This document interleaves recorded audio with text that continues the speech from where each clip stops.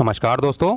GDS conduct and engagement rule का rule number 8 हम आज देखने वाले हैं, जो कि है टर्मिनेशन ऑफ एंगेजमेंट। खासकर जिनका अभी 3 साल नहीं हुआ है उनके लिए जानना थोड़ा ज़रूरी हो जाता है दोस्तों। किसी भी जीडीएस का 3 साल कंप्लीट नहीं हुआ है ड्यूटी, तो उनको किसी भी वक्त टर्मिनेट किया जा सकता है। टर्मिनेट का मतलब है किसी भी वक्त उनको डिसमिस किया जा सकता है, उनके पद से उनको हटाया जा सकता है इन 3 साल के दरमियान।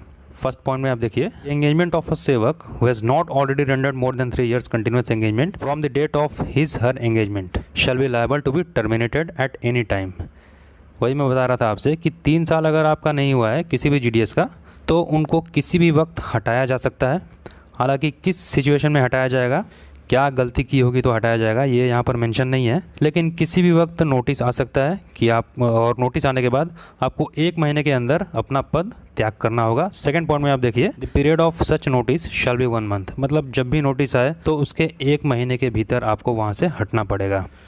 यहाँ देखिए उसके बाद क्या दिया है, provided that The engagement of any such sevak may be terminated forthwith, and on such termination, the sevak shall entitled to claim a sum equivalent to the amount of basic time related continuity allowance plus dearness allowance. तो जो 1 महीने का जो time होगा ना, उस 1 महीने का आप क्लेम कर सकते हो। जो टीआरसीए आपको मिल रहा था उस 1 महीने के पहले तक, उसी रेट से आपको 1 महीने का टीआरसीए मिलेगा। और वो देखिए मनी ऑर्डर से मिलेगा आपको, वो अकाउंट में नहीं आएगा। जैसे सैलरी आता है अकाउंट में, उस टाइप का नहीं आएगा। आपको उसके लिए क्लेम करना होगा। जो ये 1 month का पीरियड है जो आपको दिया जा रहा है छोड़ने के लिए, जो आपका पोस्ट है उसको छोड़ने के लिए 1 month आपको दिया जा रहा है नोटिस इशू होने के बाद, तो उस 1 महीने का क्लेम आप कर सकते हैं टीआरसीए जो आपको मिल रहा था, और वो टीआरसीए आपको मनी ऑर्डर के थ्रू मिलेगा। और तुरंत आपको छोड़ना होगा दोस्तों। देखिए यहाँ पर वही लिखा है, provided that the engagement of any such सेवक मे बी टर्मिनेटेड फोर्थविथ।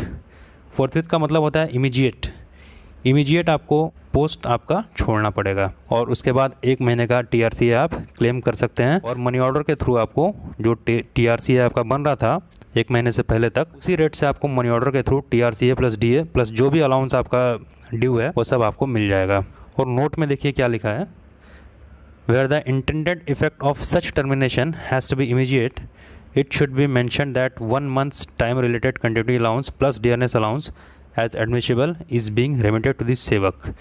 वही उसी की चर्चा हो रही थी। देखिए मनी ऑर्डर के थ्रू यहाँ पर दिया जाएगा, यहाँ आप पढ़ सकते हैं। जो 1 month का टीआरसीए है उसको मनी ऑर्डर के थ्रू आपको दिया जाएगा। उसके लिए आपको क्लेम करना होगा, ऐसे ही नहीं दिया जाएगा। जब आप क्लेम करेंगे तो मनी ऑर्डर के थ्रू आपको जो सेम बेसिक टीआरसीए का रेट मिल रहा था वही सेम रेट आपको मनी ऑर्डर के थ्रू मिल जाएगा। किसी भी वक्त 3 साल के अंदर, जिनका भी 3 साल नहीं हुआ है ध्यान में रखिएगा, किसी भी वक्त आपको वहाँ से हटाया जा सकता है। और जब ये ऐसा होगा, देखिए नोट नंबर 2 में देखिए, when engagement of GDS is terminated under this rule, मतलब अंडर रूल 8 के हिसाब से अगर किसी जीडीएस को हटाया जाता है तो वो किसी भी जीडीएस ग्रेचुइटी या फिर सेवरेंस अमाउंट के हकदार नहीं होंगे। क्योंकि आपको पता है कि जीडीएस ग्रेचुइटी जब तक मिनिमम 10 years सर्विस होती नहीं है तब तक सेवरेंस अमाउंट और ग्रेचुइटी नहीं दी जाती है, तो उसके हकदार वो नहीं होंगे। तो रूल नंबर 8 के बारे में आपको आज पता चला होगा, टर्मिनेशन ऑफ एंगेजमेंट।